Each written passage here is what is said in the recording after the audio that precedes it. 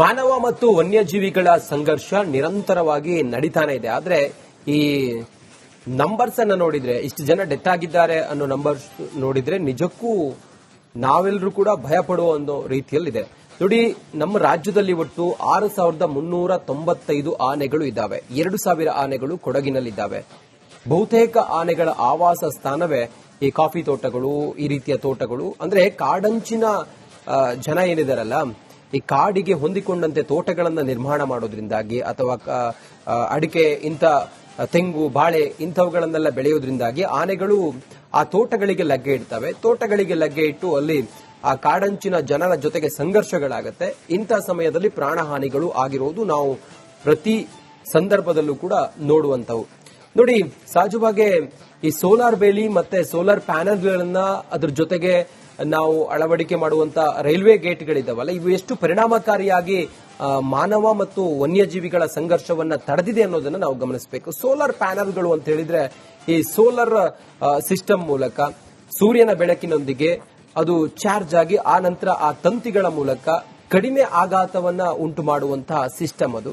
ಆದ್ರೆ ಆನೆಗಳು ಇಂಥ ಸೋಲಾರ್ ಪ್ಯಾನಲ್ಗಳನ್ನು ಕೂಡ ಧಿಕ್ಕರಿಸಿ ಒಳಗಡೆ ಹೋಗಿದ್ದು ಅಥವಾ ತೋಟಗಳಿಗೆ ಅಥವಾ ಸಂಘರ್ಷ ಆಗಿದೆ, ಇದೆಲ್ಲವೂ ಕೂಡ ನಾವು ಸಹಜವಾಗಿ ನೋಡ್ತಾ ಇರ್ತೀವಿ. ಇದರಲ್ಲೂ ಕೂಡ ಬ್ರಹ್ಮಾಂಡ ಭ್ರಷ್ಟಾಚಾರ ಆಗಿದೆ ಅನ್ನೋದು ಗಂಭೀರವಾದ ಆರೋಪ. ರಿಪಬ್ಲಿಕ್ ಕನ್ನಡದ ಧ್ಯೇಯವಾಕ್ಯ ನಿಮ್ಮ ಧ್ವನಿ. ಜನರ ಅಭಿಪ್ರಾಯಕ್ಕೆ ಒಂದು ಮುಕ್ತ ವೇದಿಕೆಯನ್ನ ರಿಪಬ್ಲಿಕ್ ಕನ್ನಡ ಒದಗಿಸಿಕೊಡ್ತಾ ಇದೆ. ಅದರಂತೆ ನೀವು ನಿಮ್ಮ ಅಭಿಪ್ರಾಯವನ್ನು ನಮಗೆ ತಿಳಿಸಬಹುದು. ಮಾನವ ಕಾಡಾನೆ ಸಂಘರ್ಷಕ್ಕೆ ಹೊಣೆ ಯಾರು? ಈ ಬಗ್ಗೆ ನಿಮ್ಮ ಅನಿಸಿಕೆಗಳನ್ನ ನಮ್ಮ ದೂರವಾಣಿ ನಂಬರ್ಗೆ ಕರೆ ಮಾಡಿ ತಿಳಿಸಬಹುದು. ನಮ್ಮ ವಾಟ್ಸ್ಆಪ್ ನಂಬರ್ಗೆ ತಾವು ಮೆಸೇಜ್ ಮಾಡಿ ಕೂಡ ತಮ್ಮ ಅಭಿಪ್ರಾಯವನ್ನ ಹಂಚಿಕೊಳ್ಳಬಹುದಾಗಿದೆ. ನೋಡಿ, ಕಾಡಾನೆಗಳ ದಾಳಿಯಿಂದ ಆಗ್ತಾ ಇರೋ ತೊಂದರೆ ಮಲೆನಾಡಿನ ಎಲ್ಲ ಜಿಲ್ಲೆಗಳಿಗೆ ಒಂದು ರೀತಿ ಆದ್ರೆ ಕೊಡಗಿನದ್ದೇ ಇನ್ನೊಂದು ಬೇರೆ ರೀತಿಯ ತೊಂದರೆ. ಕೊಡಗು ಜಿಲ್ಲೆಯ ಅರಣ್ಯದ ಅಂಚಿನ ಗ್ರಾಮಗಳಲ್ಲಿ ಕಾಡಾನೆಗಳ ಕಾಟಕ್ಕಂತೂ ಜನ ಕಂಗೆಟ್ಟು ಹೋಗಿದ್ದಾರೆ. ಈಗಾಗಲೇ ನಾವು ಹೇಳಿದಾಗೆ 23ರಿಂದ ಇವತ್ತಿನವರೆಗೆ ಕೊಡಗು ಜಿಲ್ಲೆಯಲ್ಲಿ 26 ಮಂದಿ, ಕೇವಲ ಕೊಡಗು ಜಿಲ್ಲೆಯೊಂದರಲ್ಲೇ 3-4 ವರ್ಷದಲ್ಲಿ 26 ಜನ ಸತ್ತೋಗಿದ್ದಾರೆ. ಸೊ ಈ ಆನೆಗಳ ಹಾವಳಿನ ತಡೆಯೋ ನಿಟ್ಟಿನಲ್ಲಿ ತಡಿತೀವಿ ಅನ್ನೋ ಹೆಸರಲ್ಲಿ ಕೋಟಿ ಕೋಟಿ ಹಣವನ್ನ ಲೂಟಿ ಮಾಡಲಾಗ್ತಾ ಇದೆ ಅನ್ನುವಂಥ ಗಂಭೀರ ಆರೋಪ ಕೇಳಿ ಬಂದಿದೆ. ಇಲ್ಲಿ ಕಾಡಿಗೆ ಹಾಕಬೇಕಾಗಿದ್ದಂತಹ ಬೇಲಿಯನ್ನ ಅಧಿಕಾರಿಗಳು ತಿಂದು ತೆಗಿದ್ದಾರೆ. ಅನುದಾನ ಎಲ್ಲ ಭ್ರಷ್ಟರ ಹೊಟ್ಟೆ ಸೇರಿದೆ ಅನ್ನೋ ಆರೋಪ ಕೇಳಿಬಂದಿದೆ. ಯಾರು ಈ ಆರೋಪ ಮಾಡಿದ್ದಾರೆ, ಏನೆಲ್ಲ ವಿಚಾರಗಳಲ್ಲಿ ಭ್ರಷ್ಟಾಚಾರ ಆಗಿರೋ ಆರೋಪ ಇದೆ, ಬನ್ನಿ ನೋಡಿ.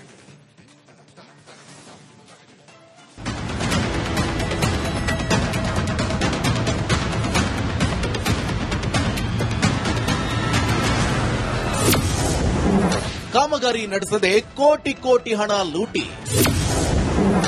ಕಾಡಿನ ಬೇಲಿಯನ್ನೇ ನುಂಗಿದ್ರ ಅರಣ್ಯಾಧಿಕಾರಿಗಳು. ಅರಣ್ಯ ವಲಯದ ಅಂಚಿನ ಗ್ರಾಮಗಳೆಂದ್ರೆ ನೋಡಲು ಬಹಳ ಚಂದ, ಆದ್ರೆ ಅಲ್ಲಿನ ನಿವಾಸಿಗಳ ಬದುಕು ಮಾತ್ರ ದುಸ್ತರ. ಯಾಕೆಂದ್ರೆ ಅಲ್ಲಿ ಯಾವಾಗ ಯಾವ ಪ್ರಾಣಿಗಳು ದಾಳಿ ಮಾಡುತ್ತವೋ, ಯಾರ ಜೀವಕ್ಕೆ ಹಾನಿಯಾಗುತ್ತದೆಯೋ ಗೊತ್ತಿಲ್ಲ. ಹೀಗಿರುವಾಗ ಕೊಡಗು ಜಿಲ್ಲೆಯಲ್ಲಿ ಕಾಡಾನೆಗಳ ದಾಳಿಯನ್ನ ತಡೆಯಲು ಕಾಡಿನ ಅಂಚಿನಲ್ಲಿ ಹಾಕಬೇಕಿದ್ದ ಬೇಲಿಯನ್ನ ಅರಣ್ಯ ಅಧಿಕಾರಿಗಳು ಕೇವಲ ದಾಖಲೆಗೆ ಸೀಮಿತಗೊಳಿಸಿರುವ ಆರೋಪ ಇದೆ. ಮಡಿಕೇರಿ ತಾಲೂಕಿನ ತಲಕಾವೇರಿ ವನ್ಯಧಾಮ ವಿಭಾಗದಲ್ಲಿ ಕಾಮಗಾರಿ ನಡೆಸದೆ ಕೋಟ್ಯಾಂತರ ರೂಪಾಯಿ ಹಣವನ್ನ ಗುಳುಂ ಮಾಡಿರುವ ಆರೋಪ ಇದೆ.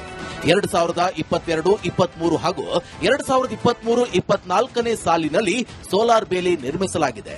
ತಡೆಗೋಡೆ ನಿರ್ಮಾಣ ಮಾಡಲಾಗಿದೆ. ಅರಣ್ಯ ವಸತಿ ಗೃಹ ನಿರ್ಮಾಣ ಮಾಡಲಾಗಿದೆ ಅಂತ ದಾಖಲೆಯಲ್ಲಿದೆ. ತಲಕಾವೇರಿ, ತಣ್ಣಿವಾನಿ, ನಡುಮಲೆ, ಮುಂಟ್ರೋಟ್, ನಿಶಾನಿಮೊಟ್ಟೆ, ಹಕ್ಕಿಕಂಡಿ ಈ ಸ್ಥಳಗಳಲ್ಲಿ ಕಾಮಗಾರಿ ನಡೆಸಲಾಗಿದೆ ಅಂತ ಬಿಲ್ ಮಾಡಲಾಗಿದೆ. ಈ ಬಗ್ಗೆ ನಿಮ್ಮ ರಿಪಬ್ಲಿಕ್ ಕನ್ನಡ ಸ್ಥಳಕ್ಕೆ ತೆರಳಿ ರಿಯಾಲಿಟಿ ಚೆಕ್ ನಡೆಸಿದ್ದು ಎಲ್ಲಿಯೂ ಕಾಮಗಾರಿ ನಡೆಸದ ಕುರುಹು ಕೂಡ ಪತ್ತೆಯಾಗಿಲ್ಲ. ಸೋಲಾರ್ ತಂತಿ ಬೇಲಿ ಇದು ಪವರ್ ಇಲ್ಲ, ಅದು ಕೂಡ ಒಂದು ಮೇಲ್ನೋಟಕ್ಕೆ ಕಾಣಲಿಕ್ಕಾಗಿ ಕನ್ವರ್ಸ್ಲಿಕ್ಕೆ ಇದು ಮಾಡಿರುವಂತದ್ದು ಕಾಮಗಾರಿ. ಮತ್ತೆ ಇಲ್ಲಿ ನೋಡಿ, ಇಲ್ಲಿಂದ ಇದು ಎಂಡ್ ಆಗಿದೆ. ಇಲ್ಲಿಗೆ ಈ ತಂತಿಯನ್ನ ಮುಟ್ತಾ ಏನಿಲ್ಲ, ಇಲ್ಲಿವರೆಗೆ ಎಂಡ್, ಇದು ಎಂಡ್. ಈ ಕಡೆ ಹೋಗಿ ಅಲ್ಲಿ ಸುಮಾರು ಇನ್ನೂ 3 ಕಿಲೋಮೀಟರ್ ಆಗ್ಬೇಕಂದ್ರೆ ನಿಶಾನಿ ಮೊಟ್ಟೆವರೆಗೆ ಆಗಬೇಕಿತ್ತು, ಆದ್ರೆ ಮಾಡಿಲ್ಲ.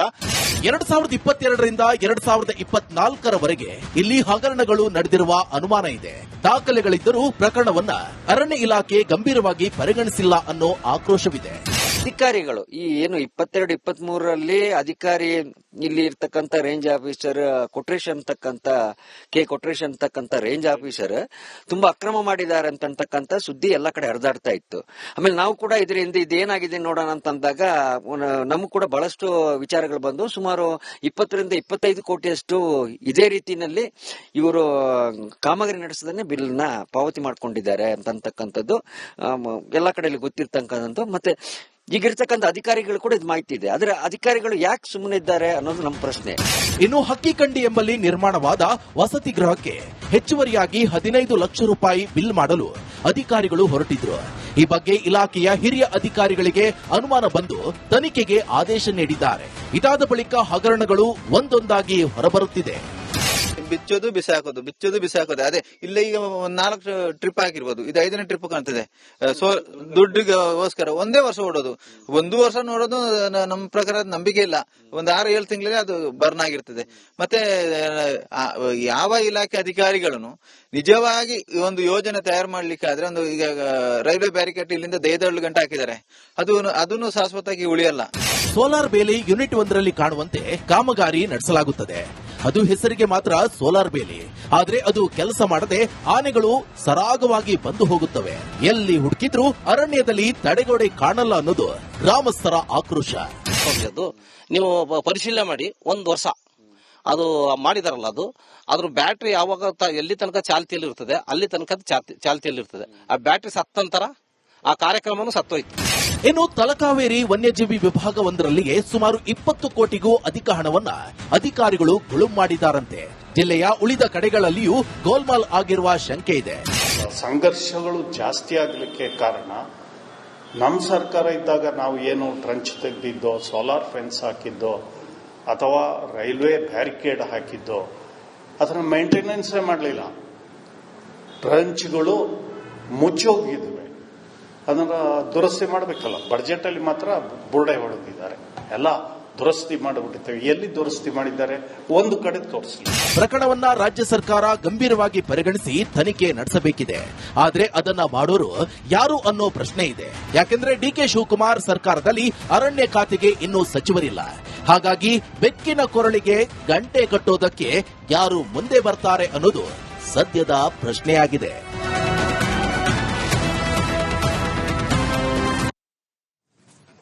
ಮಾನವ ಮತ್ತು ವನ್ಯಜೀವಿಗಳ ಸಂಘರ್ಷ ನಿರಂತರವಾಗಿ ನಡೀತಾನೆ ಇದೆ. ಆದ್ರೆ ಈ ನಂಬರ್ಸ್ ಅನ್ನ ನೋಡಿದ್ರೆ, ಇಷ್ಟು ಜನ ಡೆತ್ ಆಗಿದ್ದಾರೆ ಅನ್ನೋ ನಂಬರ್ಸ್ ನೋಡಿದ್ರೆ ನಿಜಕ್ಕೂ ನಾವೆಲ್ಲರೂ ಕೂಡ ಭಯ ಪಡುವ ಅನ್ನೋ ರೀತಿಯಲ್ಲಿದೆ. ನೋಡಿ, ನಮ್ಮ ರಾಜ್ಯದಲ್ಲಿ ಒಟ್ಟು 6,395 ಆನೆಗಳು ಇದ್ದಾವೆ. 2,000 ಆನೆಗಳು ಕೊಡಗಿನಲ್ಲಿದ್ದಾವೆ. ಬಹುತೇಕ ಆನೆಗಳ ಆವಾಸ ಸ್ಥಾನವೇ ಈ ಕಾಫಿ ತೋಟಗಳು, ಈ ರೀತಿಯ ತೋಟಗಳು. ಅಂದ್ರೆ ಕಾಡಂಚಿನ ಜನ ಏನಿದಾರಲ್ಲ, ಈ ಕಾಡಿಗೆ ಹೊಂದಿಕೊಂಡಂತೆ ತೋಟಗಳನ್ನ ನಿರ್ಮಾಣ ಮಾಡೋದ್ರಿಂದಾಗಿ ಅಥವಾ ಅಡಿಕೆ, ಇಂಥ ತೆಂಗು, ಬಾಳೆ ಇಂಥವುಗಳನ್ನೆಲ್ಲ ಬೆಳೆಯೋದ್ರಿಂದಾಗಿ ಆನೆಗಳು ಆ ತೋಟಗಳಿಗೆ ಲಗ್ಗೆ ಇಡ್ತವೆ. ತೋಟಗಳಿಗೆ ಲಗ್ಗೆ ಇಟ್ಟು ಅಲ್ಲಿ ಆ ಕಾಡಂಚಿನ ಜನರ ಜೊತೆಗೆ ಸಂಘರ್ಷಗಳಾಗತ್ತೆ. ಇಂಥ ಸಮಯದಲ್ಲಿ ಪ್ರಾಣಹಾನಿಗಳು ಆಗಿರೋದು ನಾವು ಪ್ರತಿ ಸಂದರ್ಭದಲ್ಲೂ ಕೂಡ ನೋಡುವಂತವು.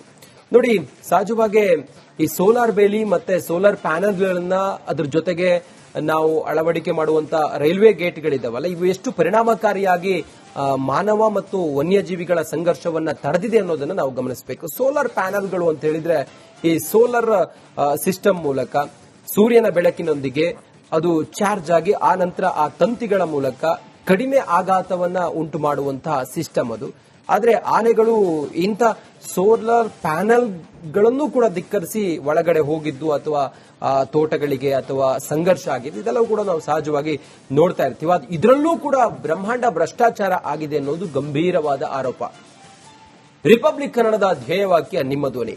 ಜನರ ಅಭಿಪ್ರಾಯಕ್ಕೆ ಒಂದು ಮುಕ್ತ ವೇದಿಕೆಯನ್ನ ರಿಪಬ್ಲಿಕ್ ಕನ್ನಡ ಒದಗಿಸಿಕೊಡ್ತಾ ಇದೆ. ಅದರಂತೆ ನೀವು ನಿಮ್ಮ ಅಭಿಪ್ರಾಯವನ್ನು ನಮಗೆ ತಿಳಿಸಬಹುದು. ಮಾನವ ಕಾಡಾನೆ ಸಂಘರ್ಷಕ್ಕೆ ಹೊಣೆ ಯಾರು? ಈ ಬಗ್ಗೆ ನಿಮ್ಮ ಅನಿಸಿಕೆಗಳನ್ನ ನಮ್ಮ ದೂರವಾಣಿ ನಂಬರ್ಗೆ ಕರೆ ಮಾಡಿ ತಿಳಿಸಬಹುದು. ನಮ್ಮ ವಾಟ್ಸ್ಆಪ್ ನಂಬರ್ಗೆ ತಾವು ಮೆಸೇಜ್ ಮಾಡಿ ಕೂಡ ತಮ್ಮ ಅಭಿಪ್ರಾಯವನ್ನ ಹಂಚಿಕೊಳ್ಳಬಹುದಾಗಿದೆ.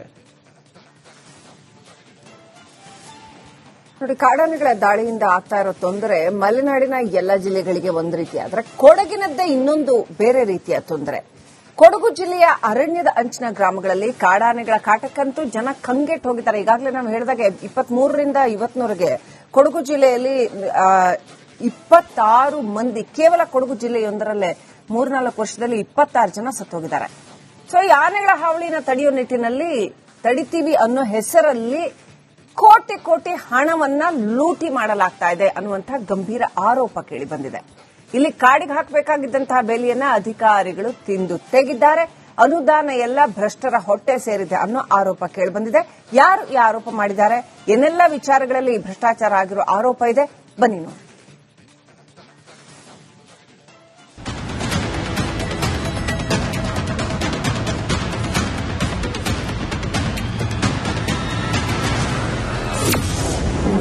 ಕಾಮಗಾರಿ ನಡೆಸದೆ ಕೋಟಿ ಕೋಟಿ ಹಣ ಲೂಟಿ, ಕಾಡಿನ ಬೇಲಿಯನ್ನೇ ನುಂಗಿದ್ರ ಅರಣ್ಯಾಧಿಕಾರಿಗಳು. ಅರಣ್ಯ ವಲಯದ ಅಂಚಿನ ಗ್ರಾಮಗಳೆಂದ್ರೆ ನೋಡಲು ಬಹಳ ಚಂದ, ಆದ್ರೆ ಅಲ್ಲಿನ ನಿವಾಸಿಗಳ ಬದುಕು ಮಾತ್ರ ದುಸ್ತರ. ಯಾಕೆಂದ್ರೆ ಅಲ್ಲಿ ಯಾವಾಗ ಯಾವ ಪ್ರಾಣಿಗಳು ದಾಳಿ ಮಾಡುತ್ತವೋ, ಯಾರ ಜೀವಕ್ಕೆ ಹಾನಿಯಾಗುತ್ತದೆಯೋ ಗೊತ್ತಿಲ್ಲ. ಹೀಗಿರುವಾಗ ಕೊಡಗು ಜಿಲ್ಲೆಯಲ್ಲಿ ಕಾಡಾನೆಗಳ ದಾಳಿಯನ್ನ ತಡೆಯಲು ಕಾಡಿನ ಅಂಚಿನಲ್ಲಿ ಹಾಕಬೇಕಿದ್ದ